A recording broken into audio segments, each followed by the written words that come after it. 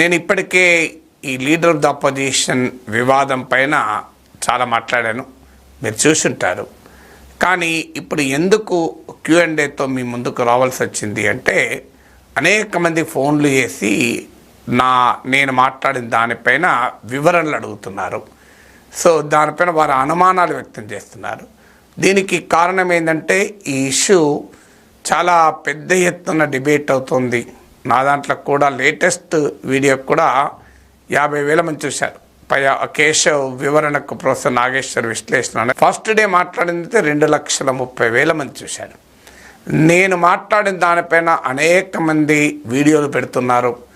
So కొంతమంది ఈ పద్ధతి ప్రకారం పెడుతున్నారు, కొంతమంది ఇష్టం పెడుతున్నారు. కానీ ఆ వీడియోల్లో వారు నేను మాట్లాడిన దాన్ని డిస్టార్టెడ్గా కోట్ చేస్తూ, రాంగ్గా కోట్ చేస్తూ, దాని వాళ్ళ సొంత ఇంటర్ప్రిటేషన్కు అనుగుణంగా కోట్ చేస్తూ మాట్లాడుతున్నారు. సో ఈ పరిస్థితుల్లో నేనే స్వయంగా లైవ్లో మీ క్వశ్చన్స్కు ఆన్సర్ చేయాలనే ఉద్దేశంతో ఇక్కడ వచ్చాను. ముందు మనకు అర్థం కావాల్సింది, నేను గతంలో చాలాసార్లు చెప్పాను, డిస్క్లైమర్ ఏంటంటే, ఇక్కడ జగన్ అపోజిషన్ లీడర్ కావాలా వద్దా అది నాకు ఇష్యూ కాదు.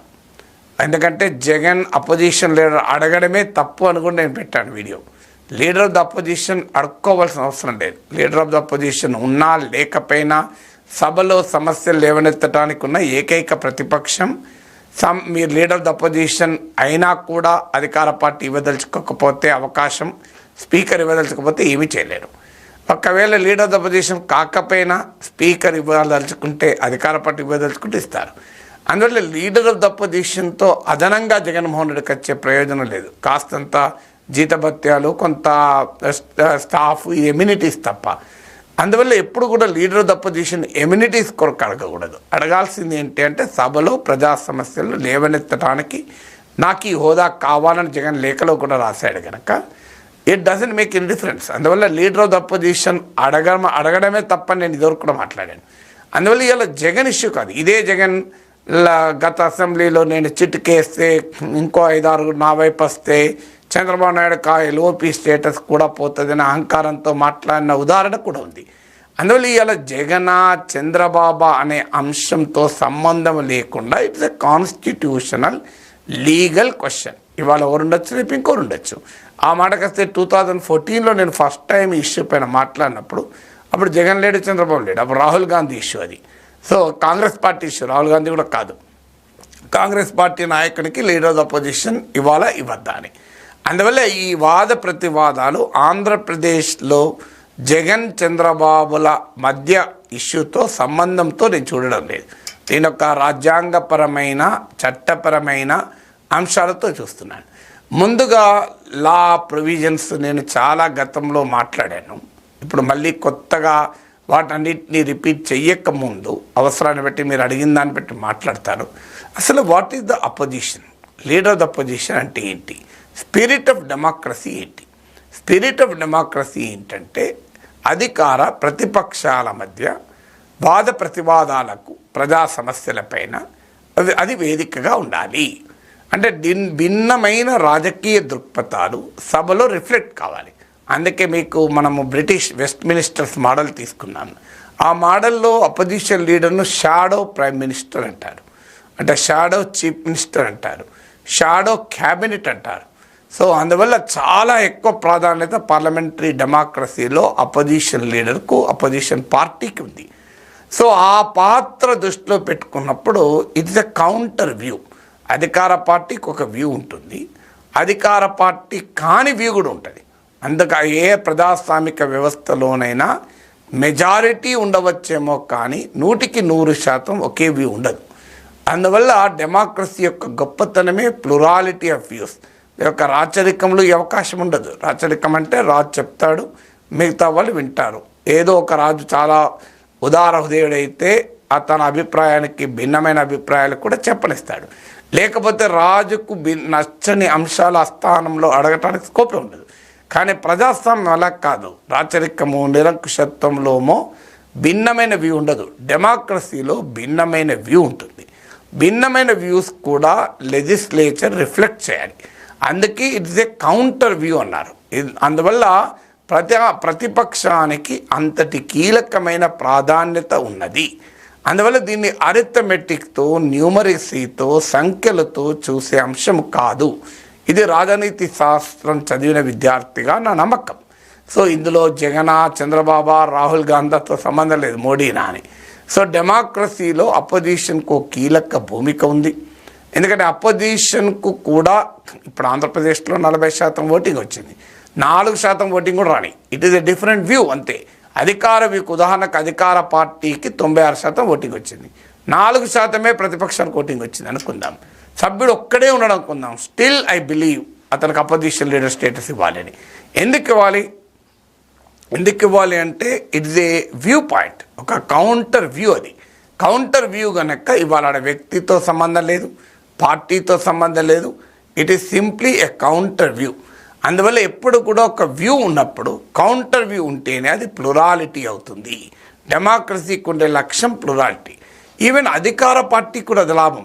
జవహర్లాల్ నెహ్రూ అయితే ప్రతిపక్ష నాయకులు మాట్లాడుతున్న సమయంలో పార్లమెంట్లో కూర్చొని నోట్స్ రాసుకొని అతను ఒక అపోజిషన్ మెంబర్ లీడర్ మాట్లాడుతున్న సమయంలో అతనికి ఇచ్చిన సమయం అయిపోయింది అని స్పీకర్ చెప్పితే ప్రైమ్ మినిస్టర్ జవహర్లాల్ నెహ్రూ లేచి, అధ్యక్ష, అపోజిషన్ లీడర్ చాలా విషయాలు చెప్తున్నారు, కొంత సమయం ఎక్కువ ఇవ్వండి, అతను ఇంకా ఎక్కువ చెప్తారు, మా పార్టీ వారి ద్వారా మాకు నిజం ఎప్పుడూ తెలియదు, మాకు నిజం తెలవాలంటే అపోజిషన్ ద్వారానే తెలవాలి, అందువల్ల మేము మార్చుకోవాలన్నా సవరించుకోవాలన్నా అపోజిషన్ ద్వారానే తెలవాలి, మా పార్టీ సభ్యులు ఎలాగూ చెప్పరు, అందువల్ల మీరు అపోజిషన్కి ఎక్కువ సమయం ఇవ్వండి, మాకు కాదు అని ప్రధానమంత్రి నెహ్రూ గారు పార్లమెంట్లో అనేవారు.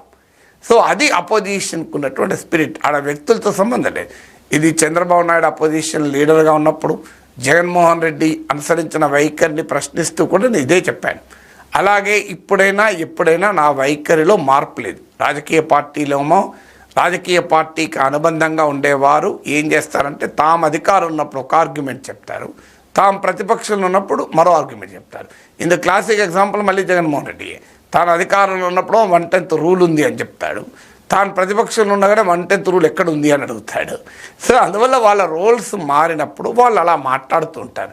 కానీ రాజ్యాంగము, చట్టము పైన ఒక ఆబ్జెక్టివ్ ఒపీనియన్ ఉండే వ్యక్తులు ఎప్పుడు కూడా రాజ్యాంగంలో, చట్టంలో ఏముంది మాత్రమే చెప్తారు.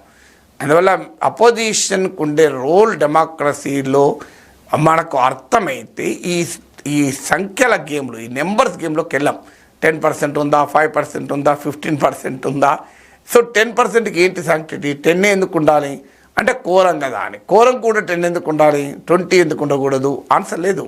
5 ఎందుకు? అది ప్రాక్టికల్గా కన్వీనియన్స్ కొరకు పెట్టుకున్న నెంబరే తప్ప కోరంకు 10% ఉండాలి కనుక మౌలంకర్ స్పీకర్ ఇచ్చిన డైరెక్షన్ 121లో 1950sలో 10% అన్నారు. నా క్వశ్చన్ ఏంటంటే 10%కి ఏంటి sanctity? What is the guarantee? 20% అని ఎందుకు పెట్టకూడదు? 30% అని ఎందుకు పెట్టకూడదు? ఓన్లీ 10% ఎందుకు పెట్టాలి? 5% ఎందుకు పెట్టకూడదు? 9% ఎందుకు పెట్టకూడదు? 11% ఎందుకు పెట్టకూడదు? Is there answer. అందువల్ల ఏదో ఒక స్థాయిలో ఉండాలి కనుక పెట్టారు. అందువల్ల ఈ లెక్కల నెంబర్స్ గేమ్లోకి వెళ్ళకుండా ద స్పిరిట్ ఆఫ్ డెమోక్రసీ తీసుకొని ప్రభుత్వానికి ఒక వ్యూ ఉంటుంది. ఆ వ్యూను ఇప్పుడు 175 మంది సభ్యులు ఉన్న దాంట్లో 164 మంది అదే వ్యూ చెప్తారు. ఇక ఆ వ్యూనే పోవడం అనేది డెమోక్రసీ కాదు. దానికి కౌంటర్ వ్యూ కూడా అసెంబ్లీలో రిఫ్లెక్ట్ కావాలి. రిఫ్లెక్ట్ అయినప్పుడు ప్రజలు నిర్ణయిస్తారు ఏది కరెక్ట్ అని. ప్రభుత్వ వ్యూ అర్థం కావాలి, ప్రభుత్వ వ్యూలో గొప్పతనం తెలియాలంటే కూడా విపక్ష వ్యూ ఉన్నప్పుడే తెలుస్తుంది. బ్లాక్ ఉంటేనే వైట్ అట్రాక్టివ్ ఉంటుంది. మీరు బ్లాక్ పాయింట్ వేసుకొని వైట్ షర్ట్ వేసుకుంటేనే ఆ బ్లాక్ పాయింట్ ఉండడం వల్ల వైట్ షర్ట్ అలా అందంగా ఉంటుంది. మీరు చీకటి లేకుండా వెలుతురు అందంగా ఉండదు. సో అమావాస్య లేకుండా పూర్ణిమ అందంగా ఉండదు. అందువల్ల ప్రభుత్వ వ్యూ ప్రజలకు బలంగా చేరుకోవాలంటే కూడా దానికి ఒక కంటెస్టేషన్ ఉండాలి. అంటే విపక్షం ఒక వ్యూ చెప్పాలి, ఆ విపక్షం చెప్పిన వ్యూను మళ్ళీ అధికార పార్టీ కౌంటర్ చేస్తుంది. ఏమైనా తప్పులుంటే అధికార పార్టీ మధ్యలో కరెక్ట్ చేసుకుంటుంది. ఆ కరెక్ట్ చేసుకోవడం వల్ల అధికార పార్టీ మళ్ళీ అధికారంలోకి రావటానికి ఉపయోగపడుతుంది. ఉదాహరణకు జగన్మోహన్ రెడ్డి 5 ఏళ్ళు ముఖ్యమంత్రిగా ఉన్నాడు. ఆయన నిజంగానే అపోజిషన్ను ఒక అపోజిషన్గా గౌరవించి, అపోజిషన్ లీడర్ను అపోజిషన్ లీడర్గా గౌరవించి 5 ఏళ్ల పాటు అపోజిషన్ చెప్పింది, అపోజిషన్ లీడర్ మాట్లాడింది విని ఉంటే ఇవాళ ఆయన ఓడిపోయేవాడు కాదు. ఎందుకంటే అపోజిషన్ చెప్పేది కదా, అయ్యా నువ్వు సంక్షేమ పథకాలు ఇస్తున్నావు కానీ అక్కడ ఉపాధి లేదు. ఇది ఎన్నోసార్లు చెప్పారు, బయట చెప్పారు, అసెంబ్లీ కూడా చెప్పారు. సంక్షేమ పథకాలు ఇస్తున్నారు, ఆ రోడ్లను చూడు ఇంత దారుణంగా ఉంది. సంక్షేమ పథకాలు ఇస్తున్నారు, అభివృద్ధి లేదు. మీరు వాలంటరీ వ్యవస్థను పెట్టారు, ఇంకో వాలంటరీ వ్యవస్థ ద్వారా ప్రజలకు డబ్బులు వేస్తున్నారు అనుకుంటున్నారు, కానీ ప్రజలపైన మీరు పన్నులు వేస్తున్నారు. ఇంకో మీరు మద్య నిషేధం అనే మాట ఇచ్చారు, కానీ మద్య నిషేధం పాటించకపోగా కల్తీ మద్యము కాస్ట్లీగా మార్చారు, దీనివల్ల నష్టమవుతున్నది. ఇంకో మీ పార్టీ వారు అధికారాన్ని ఉపయోగించుకొని అనేక చోట్ల భూకబ్జాలు చేస్తున్నారు, ఇసుక తవ్వేస్తున్నారు. ఇది ప్రజలకు చాలా ఇబ్బందిగా ఉంది. మీరు ఈ పని చేయడం ద్వారా, ఈ ప్రచారం చేయడం ద్వారా మీకు ఈ ప్రశ్నలన్నీ కూడా అపోజిషన్ అడిగేది కదా. ఈ ప్రశ్నలన్నీ అపోజిషన్ అడిగినప్పుడు ఆటోమేటిక్గా అధికార పార్టీ కాస్తంత ఆలోచించి సవరించుకుని ఉండుంటే ఇలా జగన్మోహన్ రెడ్డి హిమాలయాలకు పోదామని అనుకున్నా అని ఆలోచించాల్సిన అవసరం వచ్చేది కాదు కదా. 5 ఏళ్లలో నిజంగానే ప్రతిపక్ష వాయిస్ను గనక జగన్మోహన్ రెడ్డి ఎలో చేసి ఉంటే ఇవాళ ఆయనకు ఈ పరిస్థితి వచ్చేదే కాదు. అందువల్ల అపోజిషన్ వాయిస్ని ఎలో చేయాలనేది. అపోజిషన్ వాయిస్ ఎలో చేయడం వల్ల నిజంగా జగన్మోహన్ రెడ్డికి కాదు ప్రయోజనం, అపోజిషన్ వాయిస్ ఎలో చేయడం వల్ల ప్రయోజనం చంద్రబాబు నాయుడుకు. ఎందుకంటే అధికార పార్టీ ఇప్పుడు తన పార్టీ వాళ్ళు ఎలాగూ ఏమి చెప్పరు, అన్నీ మంచిగానే ఉన్నాయి సార్ అంటారు. అలాగే మిత్రపక్షాలు అలాగే చెప్తాయి. మరి ఎవరు చెప్పాలి?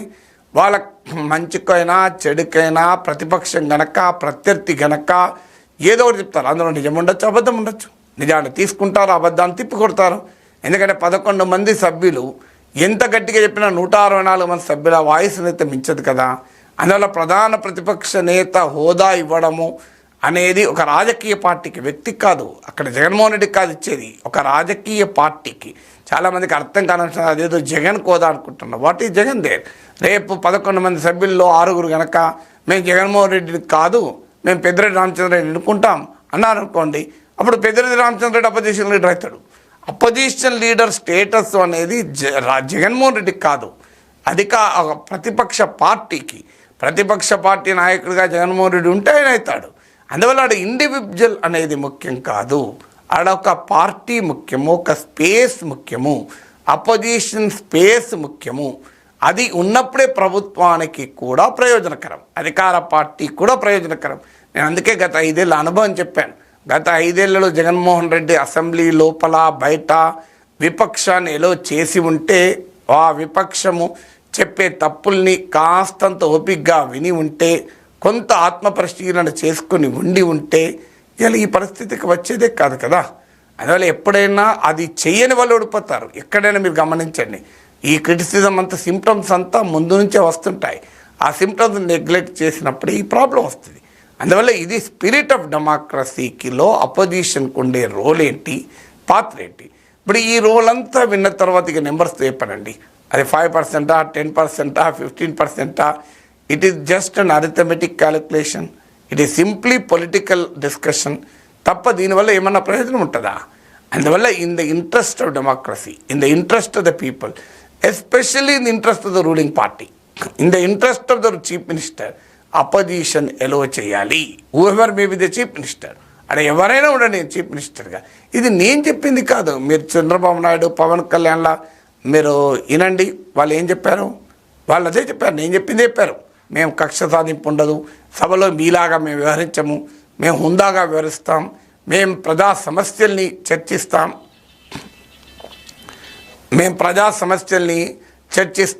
మిమ్మల్ని కూడా అవకాశం ఉంది. ఇప్పటికి కూడా నిన్న కేశవ్ ప్రెస్ కాన్ఫరెన్స్లో ఏమన్నాడు, నీకు ప్రధాన ప్రతిపక్ష హోదా లేదన్నాడు, కానీ నువ్వు మాట్లాడద్దని అనలే జగన్. నువ్వు రా, సభ్యుడు గారా, ప్రతిపక్ష పార్టీ నేత గారా, నీ అభిప్రాయాలు చెప్పు, మేము అవకాశం ఇస్తామంటున్నారు. అందువల్ల చర్చల్లా రాజకీయపరమైన రాగద్వేషాల వల్ల, వ్యక్తిగతమైన విద్వేషాల వల్ల హోదా ఇవ్వటానికి ఇష్టం లేదు, అంతే తప్ప ఇందులో రాజ్యాంగపరమైన చట్టపరమైన అంశాలు ఏమీ లేవు. నా దృష్టిలో హోదా అనేది మినిస్టర్ శాలరీయా, ఎమ్యూనిటీసా, ఇది కాదు. నా దృష్టిలో హోదా అనేది అసెంబ్లీలో ఒక కౌంటర్ వ్యూ చెప్పే హోదా, ఆ హోదా ఉండాలి.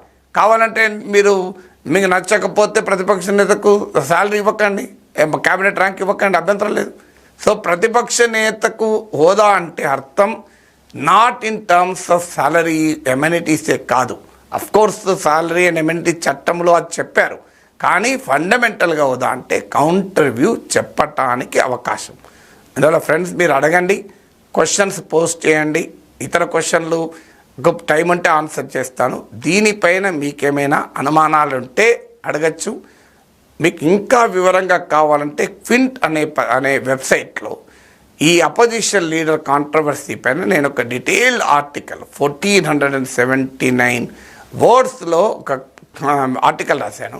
మీ క్వశ్చన్లను మా టీం స్క్రూటినైజ్ చేస్తుంది, ఎందుకంటే చెత్త ప్రశ్నలు పనికి మాలిన మాటలు కూడా ఉంటాయి.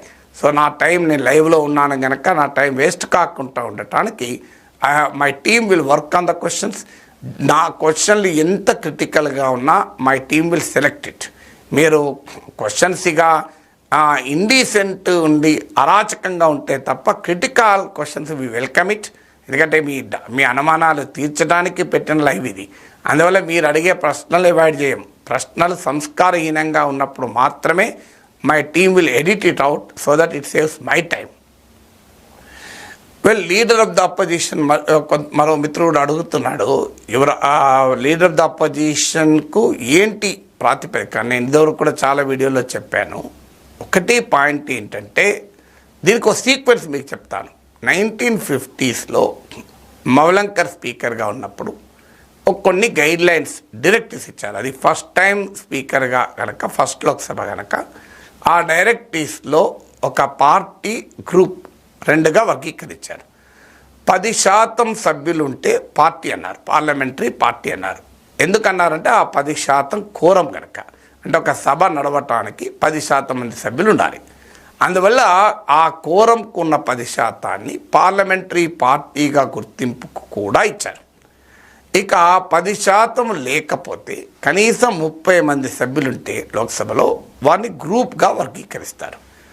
అయితే ఈ స్పీకర్స్ డైరెక్షన్ 121 ఇది లీడర్ ఆఫ్ అపోజిషన్కు సంబంధము లేదు. ఇది రూమ్ ఎలకేషన్కు, టైం ఎలకేషన్కు, సీట్ ఎలకేషన్ కొరకు ఈ వర్గీకరణ. సో ఈ వర్గీకరణ 1950s వచ్చింది. మొదటిసారి లీడర్ ఆఫ్ ద అపోజిషన్ 1977లో ఒక చట్టం గుర్తించింది, payment of salaries act of 1977, payment of salaries and amenities for the leaders of opposition act of 1977. ఈ చట్టంలో మొదటిసారి మనకు లీడర్ ఆఫ్ ద అపోజిషన్ అనే ప్రస్తావన వచ్చినప్పుడు అందులో ఏం చెప్పారంటే, a party in opposition to government with numerically highest strength and as such recognized by the speaker. అంటే మీరు గమనించండి, ఇందులో 2 పార్ట్స్ ఉన్నాయి. మొదటి పార్టు ప్రభుత్వాన్ని వ్యతిరేకించేటువంటి రాజకీయ పార్టీ అయి ఉండాలి, కండిషన్ 1. కండిషన్ 1, 2 ఏంటి? ఆ పార్టీకి ఒకవేళ 1 కన్నా ఎక్కువ పార్టీలు అలా ఉంటే న్యూమరికల్గా విత్ ఇన్ ద అపోజిషన్ ఏ పార్టీకి హైయెస్ట్ నెంబర్ ఉంటే ఆ పార్టీ. ఇది 1A అండ్ 1B అనుకోండి. 2 ఏంటి? Recognise as such by the speaker దాన్ని ఆ పార్టీగా గుర్తించాలి. ఎందుకు 1977 యాక్ట్లో ఇలా రాశాడంటే, అక్కడ పార్టీ గ్రూప్ అనే డిఫరెన్షియేషను స్పీకర్ డైరెక్షన్ 121లో ఉంది గనక ఈ చట్టంలో ఆ పాయింట్ పెట్టి ఉండాలి. చట్టంలో ఏ రీజన్ లేకుండా ఒక వర్డింగ్ పెట్టరు. అంటే ఇక్కడ 2 కండిషన్ ఫుల్ఫిల్ కావాలి. ఒకటి, పార్టీని అపోజిషన్ అయి ఉండి అంతకన్నా ఒకటి కన్నా ఎక్కువ పార్టీల అపోజిషన్లో ఉంటే న్యూమరికల్లీ గ్రేటెస్ట్ స్ట్రెంగ్త్ ఉండాలి, ఎక్కడ 10% అని లేదు. తర్వాత నెక్స్ట్ ఏంటి? Recognise as such by the speaker, అంటే స్పీకరు దాన్ని పార్టీగా గుర్తించాలి. కానీ ఈ పార్టీగా గుర్తించడానికి ఏంటి? చట్టంలో లేదు కనుక మళ్ళీ స్పీకర్ డైరెక్షన్ 121ను పరిగణలోకి తీసుకొని స్పీకర్ డైరెక్షన్ 121లో 10% ఉంటేనే పార్టీగా గుర్తిస్తారు కనుక పేమెంట్ ఆఫ్ సాలరీస్ యాక్ట్ 1977లో ఏ పార్టీ ఇన్ అపోజిషన్ అన్నారు కనుక అప్పుడు ఏమని మీనింగ్ వచ్చింది? 10% సభ్యులై ఉండి ఉన్న అపోజిషన్ పార్టీలో హయ్యెస్ట్ స్ట్రెంత్ ఉన్నదని మీనింగ్ వచ్చింది. ఇది 77 యాక్ట్. ఆ తర్వాత ఏం జరిగింది అంటే మనకు అర్థం కావాల్సింది ఇక్కడితో ఆగలే వ్యవహారం. సో ఇక్కడితో పార్టీ అనేది రికగ్నిషన్ ఉండాలి, గ్రేటెస్ట్ స్ట్రెంత్ అనేది రికగ్నిషన్ ఉండాలి. కానీ తర్వాత వచ్చిన పరిణామాలు యాంటీ డిఫెక్షన్ లా. ఈ యాంటీ డిఫెక్షన్ లాలో పార్టీ గ్రూప్ అన్న తేడా లేదు. ఎందుకంటే పార్టీ గ్రూప్ అని తేడా ఉంటే 10% లోపున్న పార్టీలకు విప్ వర్తించదా? 10% లోపున్న పార్టీలకు యాంటీ డిఫెక్షన్ లా వర్తించదా? అందుకొరకు యాంటీ డిఫెక్షన్ లా 1985లో వచ్చింది. 1985లో వచ్చినటువంటి యాంటీ డిఫెక్షన్ లా ఇది రాజ్యాంగంలోని 10వ షెడ్యూల్. అంటే ఇది రాజ్యాంగంలో మార్పు అయిపోయింది. Not just law, it's a part of the constitution of India. ఇక్కడ అండర్లైన్ చేయాల్సిన అంశం అది. కేవలం చట్టం కాదు, రాజ్యాంగంలో 10వ షెడ్యూలు అంటే రాజ్యాంగంలో భాగమైంది. ఏంటది? ఒక్క సభ్యుడున్నా కూడా దాన్ని పార్టీగానే గుర్తిస్తారు. అంటే మవలంకర్ గారి సమయంలో 1950స్లో ఇచ్చిన డైరెక్షన్ 121 1977 యాక్ట్ వరకు వర్తిస్తుంది. 1985 యాంటీ డిఫెక్షన్ లా వచ్చాక అది ఆ డైరెక్షన్ వర్తించదు. ఎందుకంటే ఎప్పుడు కూడా చట్టము రాజ్యాంగములో లేనప్పుడు, చట్టములో లేనప్పుడు మాత్రమే స్పీకర్ డైరెక్షన్స్ వర్తిస్తాయి. సో ఒక్కసారి రాజ్యాంగంలోనే పార్టీ అంటే ఒక్క సభ్యుడు ఉన్న పార్టీ అన్న తర్వాత ఇక పార్టీ గ్రూప్ అన్న సంబంధం లేదు. అందువల్ల 1985 యాంటీ డిఫెక్షన్ లా వచ్చాక 1977 చట్టంలో పార్టీ అంటే అర్థం ఏంటి? ఆటోమేటిక్గా ఒక్క సభ్యుడున్న పార్టీ. ఇక 1977 చట్టంలో ఏమన్నారు? A party in opposition to the government and recognize as such by the speaker అని. అయితే ఇక్కడ ఒక ప్రశ్న వస్తుంది. సో ఆ recognize as such by the speaker అంటే స్పీకరు ఒక పార్టీగా, పార్లమెంటరీ పార్టీగా గుర్తించకుండా ప్రతిపక్ష హోదా అడగరాదు కదా అని. యాంటీ డిఫెక్షన్ లా పార్టీ అంటే ఒక్కరున్నా అన్నారు, కానీ ఒక్కరున్నా ఆటోమేటిక్గా పార్టీ కారు స్పీకర్ గుర్తించాలి కదా. స్పీకర్ గుర్తించాలంటే స్పీకర్ డైరెక్షన్ 121 వస్తుంది కదా అని ఆర్గ్యూ చేస్తున్నారు.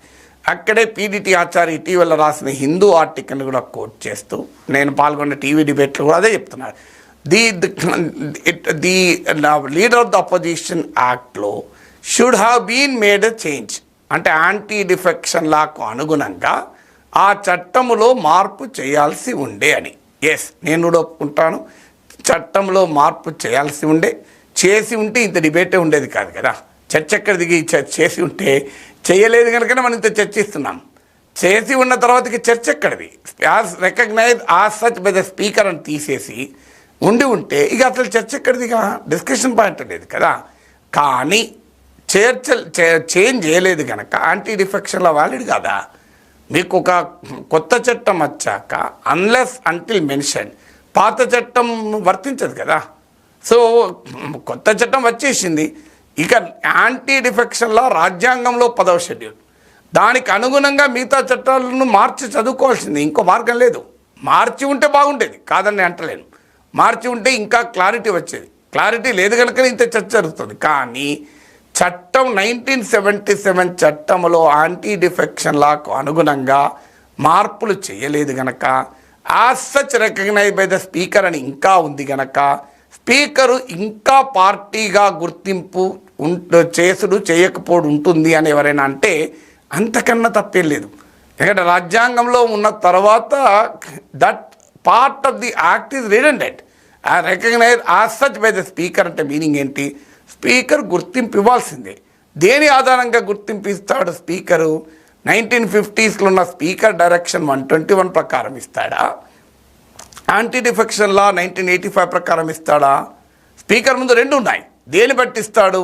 రాజ్యాంగంలో ఉన్నదాన్ని బట్టి ఇవ్వాలి తప్ప డైరెక్షన్ స్పీకర్ 151 ఉంది కదా, 121 ఉంది కదా అని ఇస్తాడా? స్పీకర్ రికగ్నిషన్ ఇవ్వాలి, కానీ దేని ప్రకారం ఇవ్వాలి? రాజ్యాంగం ప్రకారమే స్పీకర్ రికగ్నిషన్ ఇవ్వాలి. మీకు ఇప్పుడు ఉదాహరణ చెప్తాను. శాసనసభలో మెజారిటీ సభ్యులు నాయకునిగా ఎన్నుకున్న వ్యక్తిని గవర్నర్ ప్రభుత్వం ఏర్పాటు చేయమని ఆహ్వానించాలి అన్నాడు. అండ్ అందులో ఒక వ్యక్తి ముఖ్యమంత్రి కావాలంటే ఏమున్నాయి? రెండు. ఒక కండిషన్, మెజారిటీ శాసనసభ్యులు ఉన్న పార్టీ నాయకుడిగా ఎన్నుకోవాలి, అది ఫస్ట్ కండిషన్. సెకండ్ కండిషన్ ఏంటి? గవర్నర్ ముఖ్యమంత్రిగా ఆహ్వానించాలి. ఈ 2 కండిషన్స్ ఉన్నాయి కదా అని ఒక గవర్నర్ నేను ఆహ్వానించా అని కూర్చున్నాను అనుకో, నేను మెజారిటీ సభ్యులు ఉన్నా కూడా ఆహ్వానించా, ఎందుకంటే అది నేను ఆహ్వానిస్తేనే కదా అని ఉన్నది కదా అని అనొచ్చా? దాని మీనింగ్ ఏంది? మెజారిటీ సభ్యులున్న పార్టీకి నాయకుడిని గవర్నర్ ఆటోమేటిక్గా ఆహ్వానించాలి, ఇంకో మార్గం లేదు. గవర్నర్ ఆహ్వానించాలి అంటే గవర్నర్కి విచక్షణ ఉంది, ఆయన ఆహ్వానించడు, ఆయన ఇష్టం అని అనొచ్చా? ఇక్కడ కూడా అంతే. As such recognise by the speaker అంటే స్పీకర్స్ రికగ్నిషన్కు డిస్క్రిషన్ ఎలా ఉంటుంది? స్పీకర్ దేనిపైన ఆధారంగా రికగ్నిషన్ ఇవ్వాలి? ఎయిదర్ డైరెక్షన్ 121 ఆధారంగా, స్పీకర్ 1950s ఇచ్చిన డైరెక్షన్ ఆధారంగా ఇవ్వాలి, లేదా యాంటీ డిఫెక్షన్ లా ఇచ్చిన నిర్వచనం ప్రకారమే ఇవ్వాలి. యాంటీ డిఫెక్షన్ లా ఉండగా స్పీకర్ డైరెక్షన్ పనిచేస్తుందా? రాజ్యాంగ 10వ షెడ్యూల్ ఉండగా స్పీకర్ ఇచ్చిన డైరెక్షన్ పనిచేస్తుందా? అయితే ఇక్కడ ఇంకో విచిత్రం అంటే యాంటీ డిఫెక్షన్ లాలో లీడర్ ఆఫ్ అపోజిషన్ లేదు కదా. అసలు ఇవి చట్టము రాజ్యాంగం తెలిస్తే ప్రశ్న అడుగుతారా? Anti defection law leader of opposition సంబంధించిందే కాదు. యాంటీ డిఫెక్షన్ లా ఫిరాయింపు నిరోధక చట్టం, కానీ అందులో పార్టీ గ్రూప్ అనే డిస్టింక్షన్ను తొలగించారు కనుక అది లీడర్ ఆఫ్ అపోజిషన్కు వర్తిస్తుంది. అంతే తప్ప యాంటీ డిఫెక్షన్ అంత ప్రతి లాలో అన్నీ ఉండవు, ఆ లాకి సంబంధించింది ఉంటుంది. దానికి అందులో పార్టీ గ్రూప్ అనే తేడా లేదు కనుక ఆటోమేటిక్గా లీడర్ ఆఫ్ ద అపోజిషన్ యాక్ట్లో కూడా పార్టీ గ్రూప్ అనే తేడా ఉండదు. Once a law is made the earlier law stand corrected unless and until told. దాని ప్రత్యేకంగా ఈ పాత చట్టం కూడా ఉంటుంది అని చెబితే తప్ప ఉండదు. ఇంత క్లియర్గా ఉన్న కన్ఫ్యూజన్ ఎక్కడిది? ఇక ఇంకో విచిత్రమైన ఆర్గ్యుమెంట్. సార్ మీరు చెప్తున్నారు అంత నిజమైతే 2014లో 2019లో కాంగ్రెస్ పార్టీకి అపోజిషన్ స్టేటస్ ఇవ్వలేదు కదా, ఇవ్వకపోతే వాళ్ళు మరి సుప్రీంకోర్టుకి ఎందుకు పోలేదు? వాళ్ళకంత తెలివి లేదా? వాళ్ళు లీగల్ మెంటల్ లేరా అంటున్నారు. సుప్రీంకోర్టుకు వెళ్ళడము వెళ్ళకపోవడం అనేది పార్టీ ఇష్టం. ఈ అంశం పైన ఫైట్ చేయడం వాళ్ళకి ఇష్టం లేకపోవచ్చు. ఆ మాటకైతే జగన్మోహన్ రెడ్డి లేఖ రాయడమే తప్పని నేను ఇప్పటికీ అంటున్నా కదా. Leader of the opposition status నాకు ఇవ్వండి అని అడుక్కోవడమే తప్పు. అది ఎందుకు? అడిగినా అడగకపోయినా నీకు ఇచ్చే గౌరవం అదే. అందువల్ల అడగడం ఎందుకు? అడిగి ఇప్పుడు తెలుగుదేశం వాళ్ళు ఎద్దేవా చేస్తున్నారు కదా. కేశవ్ అన్నాడు కదా, ఏం ఓడిపోయినా నీకు ఇంకా హోదా కావాలి, నీ హోదాల కొరుకుంటున్నావు. రాజకీయ నాయకుడు ఎప్పుడూ తన వ్యక్తిగత హోదాల గురించి అడగకూడదు. అయితే జగన్మోహన్ రెడ్డి తన లేఖలో ప్రజల పక్షాన అడగటానికి నాకు హోదా కావాలి అన్నాడు. ప్రజల పక్షాన అడగటానికి కూడా వ్యక్తిగత హోదా అడగాల్సిన అవసరం లేదు. అల్టిమేట్గా సభలో ప్రజల పక్షాన మాట్లాడుతుంటే మాట్లాడివ్వలేదు అనుకోండి, వెళ్ళి ప్రజలకే చెప్పుకోవాలి. అందువల్ల జగన్మోహన్ రెడ్డి లేఖ రాసి అడగడం కూడా రాంగ్ పొలిటికల్ స్ట్రాటజీ అంటాను. ఆ బహుశా కాంగ్రెస్ పార్టీ కూడా అదే అనుకోవచ్చు. నిజంగానే కాంగ్రెస్ పార్టీ సుప్రీంకోర్టుకు పోయి ఉంటే 2014లో మాకు ప్రతిపక్ష హోదా కావాలని మోడీ ప్రతి మీటింగ్లో చెప్పాడు. దేకియే ఏ రాహుల్ గాంధీ కో ఏ డైనాస్ట్ హై, మగర్ పొజిషన్ నహీ జీతే హై, పొజిషన్ లేకుండా వీళ్ళు బతకలేరు, అందుకే చూడు సుప్రీంకోర్టు దాకా వెళ్ళాడని తిట్టకపోయాడా? అలా తిడతారని బహుశా అడిగి ఉండకపోవచ్చు. అయినా ఒక రాజ్యాంగము చట్టము ఒక రాజకీయ పార్టీ తీసుకున్న నిర్ణయం పైన నిర్వచనం మారుతుందా? ఇక మీకు ఇంకోటి కూడా చెప్తాను. ఇంకో ఆర్గ్యుమెంట్ ఏంది? ఇదంతా మీరు చెప్పింది సెంటర్ గురించి కదా సార్. మీరు కౌల్ అండ్ షెక్దర్ను కోట్ చేస్తున్నారు కదా. Kaul and Shakdher 6th edition నేను చూపెట్టాను. ఈవెన్ 7th ఎడిషన్ కూడా ప్రచురించబడింది. అయితే అది మన హైదరాబాద్ మార్కెట్లో లేదు, ఢిల్లీలో అందుబాటులో ఉంది. నేను లా పబ్లిక్ కోటీలో ఉంది, వాళ్ళని కూడా అడిగాను ఇదివరకే. సో 7th ఎడిషన్ ఉందా అని అంటే, సార్ 7th ఎడిషన్ రిలీజ్ అయింది కానీ అది ఇంకా హైదరాబాద్ మార్కెట్లో లేదు అన్నాడు. కానీ నేను వెరిఫై చేయించాను. 6th ఎడిషన్లో 7th ఎడిషన్లో కాన్సెప్ట్ ఏం మారలే, యాడ్ అయినాయి కనుక పేజ్ నెంబర్లో అటు ఇటు ఉంటాయి. ఇప్పుడు నేను 6th ఎడిషన్లో పేజ్ 150, పేజ్ 381, పేజ్ 385 అని చెప్పాను. ఇది బహుశా 7th ఎడిషన్లో ఈ పేరు మారుతుంది, ఎందుకంటే లేటెస్ట్ సప్లిమెంట్ కూడా అవుతుంది కనుక కాస్త పేజీలు పెరుగుతాయి అంతే తప్ప కాన్సెప్ట్లో ఏమీ మార్పు లేదు. నేను 7th ఎడిషన్ PDF కాపీ కూడా మీరు మా నెట్లో దొరుకుతుంది. 7th ఎడిషన్లో కూడా ఈ తేడా ఏమి లేదు. అల్టిమేట్గా పేజ్ నెంబర్ చేంజ్ అవుతుంది. అయితే అది పార్లమెంటు ఢిల్లీలో దొరుకుతుంది, హైదరాబాద్ మార్కెట్లో ఇంకా రాలే. So but still the matter remains the same. So అందువల్ల ఇది కౌల్ అండ్ షెక్దర్స్ అంటారు కదా సార్. అసెంబ్లీకి ఏం సంబంధం? ఒక డిబేట్లో ఒక లాయర్ అడిగాడు, రాజ్యాంగంలో కేంద్ర జాబితా, రాష్ట్ర జాబితా, ఉమ్మడి జాబితా ఉంటుంది, రాష్ట్రానికి హక్కులు లేవా అని. అయ్యా, రాష్ట్రం ఆల్రెడీ చట్టంలో పేర్కొంది. మీరు గూగుల్లో కొట్టండి, section 12B of Andhra Pradesh payment of salaries, pensions and prevention disqualification act అని ఇండియా కానూన్ వెబ్సైట్లో, ఇతర గవర్నమెంట్ వెబ్సైట్ కూడా దొరుకుతుంది. అందులో ఎంత క్లియర్గా ఉన్నదంటే ఒక లీడర్ ఆఫ్ ద అపోజిషన్కు మినిస్టర్కు ఉండే హోదా ఉంటుంది అని చెప్పారు, మొదటిది. రెండోది ఏం చెప్పారు, ఒకరికన్నా ఎక్కువ పార్టీలకు సేమ్ నెంబర్ ఉంటే, ఉదాహరణకు 11 మంది వైసీపీకి ఉన్నారు, 11 మంది ఇంకో పార్టీకి ఉన్నారు అనుకోండి, అప్పుడు స్పీకర్ నిర్ణయం తీసుకుంటాడు. స్పీకర్ నిర్ణయం ఫైనల్, దాన్ని క్వశ్చన్ చేయరాదు. ఇది 12. ఇక కింద ఎక్స్ప్లెనేషన్లు ఎంత క్లియర్గా ఉందంటే,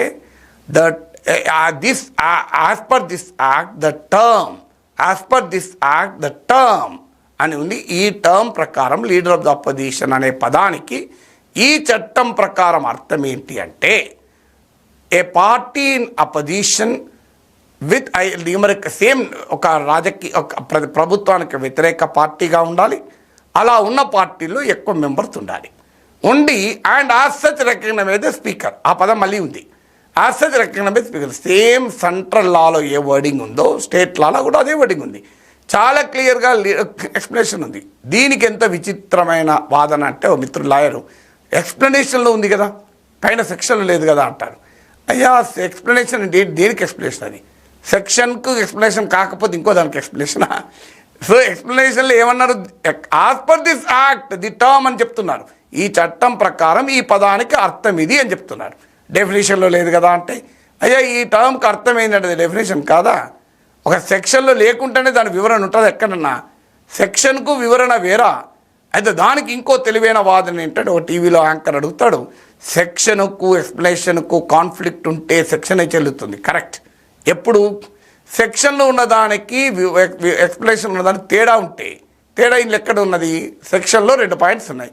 ఒకటి, లీడర్ ఆఫ్ ద అపోజిషన్కు మినిస్టర్కు ఉండే హోదా ఉంటుంది. 2, ఆ leader of the opposition status ఇవ్వడానికి అపోజిషన్లో ఒకే సంఖ్యతో 2-3 పార్టీలు ఉంటే స్పీకర్ ఇష్టం ఉంది. దీనికి లీడర్ ఆఫ్ ద అపోజిషన్ ఎక్స్ప్లెనేషన్కి ఏంటి conflict? There no conflict at all.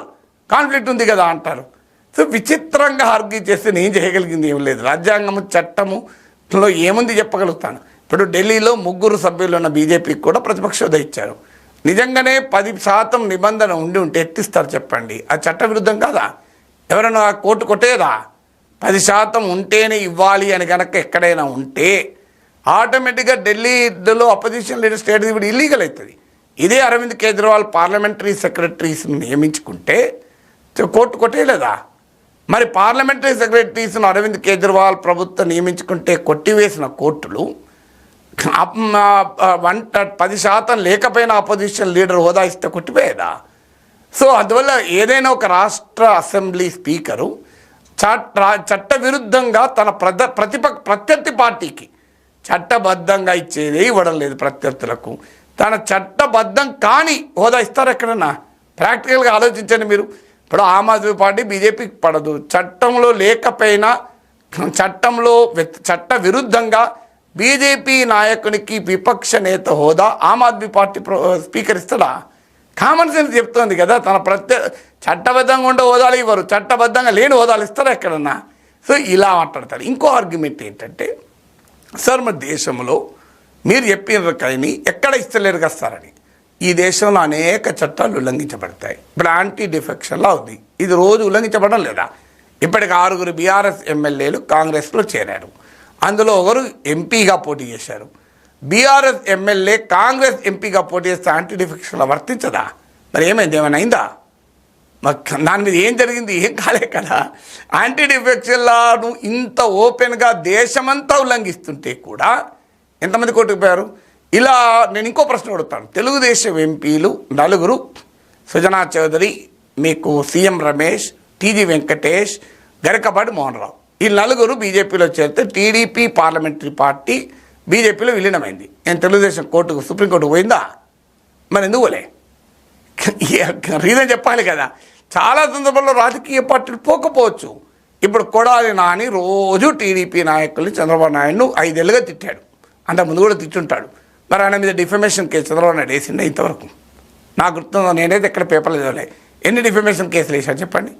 మరి డిఫమేషన్ అవుతుంది కదా. కొడాలి నాని మాట్లాడే ప్రతి మాట డిఫమేషన్ అవుతుంది. మరి ఎందుకెళ్ళే? ఈ అనవసరమైన పని అనుకుంటారు. సో డిఫమేషన్ వేయలేదు కనుక కొడాలి నాని మాట్లాడేది చాలా కరెక్ట్ అని అనగలమా? మీరు కోర్టుకు పోలేదు కనుక అది కరెక్ట్, కొడాలి నాని చెప్పేది అంతా కరెక్ట్, ఆయన తిట్లు తిడితే కరెక్ట్ అది అనగలమా? అసలు రాజకీయాల్లో కోర్టులకు వెళ్ళడము వెళ్ళకపోవడం బట్టి రాజ్యాంగము చట్టం ఉండదు. రాజ్యాంగము రాజ్యాంగమే, చట్టం చట్టమే. అది జగన్కు ఒక రకంగా, చంద్రబాబు నాయుడుకు ఒక రకంగా విశ్లేషించే వారితో ప్రాబ్లం. నాకు ఆ హ్యాంగ్ ఓవర్ లేదు. అది రాహుల్ గాంధీ కానీ, మోడీ కానీ, జగన్ కానీ, చంద్రబాబు నాయుడు కానీ. నేను ఛాలెంజ్ చేస్తే ఇవాళ 5 ఏళ్ళకో 10 ఏళ్ళకో ఇంకా నేను 30 ఏళ్ళు బతుకుతా, ఏం అభ్యంతరం లేదు. కొంతమందికి నేను బతకకూడదని ఉండొచ్చు, కానీ మీరేమీ ఆశపడకండి. మళ్ళీ 10 ఏళ్ళ తర్వాత రాదా ఇష్యూ, నేను చెప్తా కదా అప్పుడు. ఇవాళ నేను మాట్లాడింది తప్పంటున్న వాళ్ళు 10 ఏళ్ళ తర్వాత నేను మాట్లాడిందే రైట్ అంటారు. మీరు చూస్తుండండి. ఇట్లా నేను చాలామంది చూశాను. పెట్రోల్ డీజిల్ ధరలు పెరిగితే నా పక్కన కూర్చొని కాంగ్రెస్ వాళ్ళు ఇది రాంగ్ నాగేశ్వర్ సార్ చెప్పేది అన్నారు, బీజేపీ వాళ్ళు ఇది రైట్ అన్నారు. ఇప్పుడు ఏమైంది? ఇప్పుడు పెట్రోల్ డీజిల్ ధర పెంచితే బీజేపీ వాళ్ళు రైట్ అంటారు, కాంగ్రెస్ వాళ్ళు నాగేశ్వర్ చెప్పింది రైట్ అంటారు, బీజేపీ వాళ్ళు నేను చెప్పి రాంగ్ అంటున్నారు. మారింది ఎవరు? నేనా? వాళ్ళు మారిండ్రు. నేను అప్పుడైనా ఇప్పుడైనా ఒకటే మాట చెప్పాను కదా. సో అందువల్ల ఇంత క్లియర్గా ఉంటే మళ్ళీ ఒకసారి చెప్తున్నాను, మీరు క్వింట్లో చదవండి ఇంకా వివరంగా ఈ ఆల్ చట్టాలు కూడా. ఇంకో మాట, ముకుల్ రోహత్గి రాశాడు కదా అని, నిజమే, అది కూడా నేను చదివాను.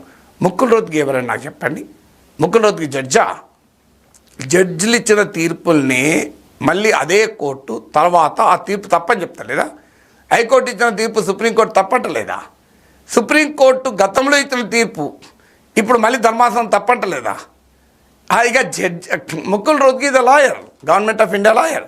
అంటే 2014లో భారతీయ జనతా పార్టీ ప్రధాన ప్రతిపక్ష హోదాను కాంగ్రెస్కు ఇవ్వదలుచుకోక అటార్నీ జనరల్ అయిన ముకుల్ రోహత్గి ఒపీనియన్ అడిగారు. Mukul Rohatgi the lawyer of the BJP government.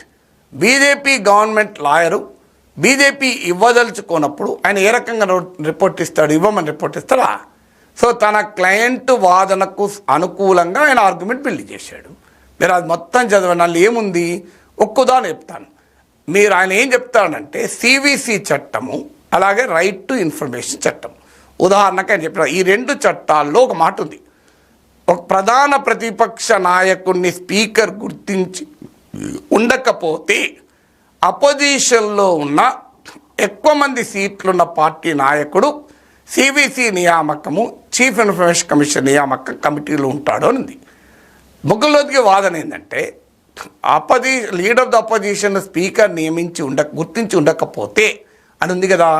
అంటే అర్థమైంది, గుర్తించకుండా ఉండే పరిస్థితి ఉంటుంది అన్నట్టే కదా. అంటే 10% లేనప్పుడే కదా గుర్తించగానే ఇంటర్ప్రిటేట్ చేస్తాడు. అయ్యా కొన్ని సందర్భాల్లో స్పీకర్ గుర్తించకపోవచ్చు. స్పీకర్ ఇప్పుడు యాంటీ డిఫెక్షన్ లా కింద ఏం చేస్తున్నాడు? స్పీకర్ పట్టుకొని కూర్చుంటున్నాడు. గవర్నర్ ఫైల్ ఏం చేస్తున్నారు? తెలంగాణ ప్రభుత్వం ఫైళ్లను తమిళనాడు ఆపలేదా? 3 నెలలు ఆపింది కదా. అంటే మరి అప్పుడు ఫైల్ రిజెక్ట్ చేసినట్ట, యాక్సెప్ట్ చేసినట్ట? యాక్సెప్ట్ చేయలే, రిజెక్ట్ చేయలే, ఫైలు ఆమె దగ్గర ఉంది. అలాంటి పరిస్థితి కూడా ఉండొచ్చు కదా. ఇప్పుడు గుర్తింపు రావాలంటే ప్రధాన ప్రతిపక్ష పార్టీగా ఉన్న పార్టీ అడగాలి. అడగని అమ్మాయిని అన్నం పెట్ట స్పీకర్ కూడా ఇవ్వడు.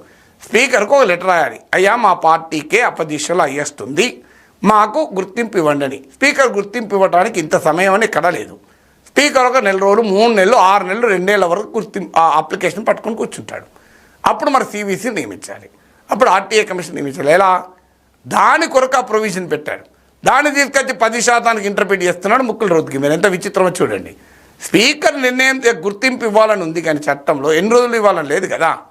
సో ఆయన ఎన్ని రోజులైనా ఆపచ్చు, దాన్ని ఎవరేం చేయలేరు. ఇప్పుడు యాంటీ డిఫెక్షన్ల అప్లికేషన్లు ఆపుతలేరా? అలాంటి ప్రత్యేక పరిస్థితుల్లో ఏం చేయాలి? ఎందుకంటే స్పీకర్ నిర్ణయం తీసుకోలేదు కనుక లీడర్ ఆఫ్ ద అపోజిషన్ గుర్తింపు పైన సివిసి నియామకము, ఆర్టీఏ కమిషన్ నియామకం ఆగిపోకూడదు కనుక ఆ ప్రొవిజన్ ఇచ్చారు. సో అందువల్లే అయినా ముకుల్ రోహత్గి ప్రభుత్వ లాయర్. సో ప్రభుత్వ వాదనకు అనుకూలంగా ఆయన రిపోర్ట్ ఇస్తారు. Who is the lawyer? Lawyer తన క్లయింట్కి అనుకూలంగా వాదిస్తాడు. లాయర్ ఎప్పుడూ ఇండిపెండెంట్గా వాదించడు. లాయర్ యొక్క ప్రొఫెషన్ ఏంటి? తన క్లయింట్ను సమర్థించడం.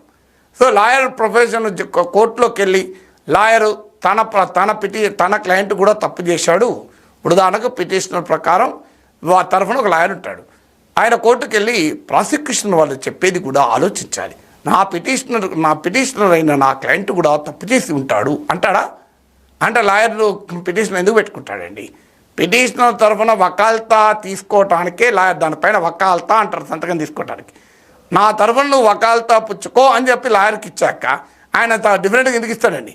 భారత ప్రభుత్వము, ఆ ప్రభుత్వానికి బీజేపీ నాయకత్వం, ఆ ప్రభుత్వం నా తరఫున వకాల్తా పుచ్చుకొని అటార్నీ జనరల్ పెట్టుకున్నది.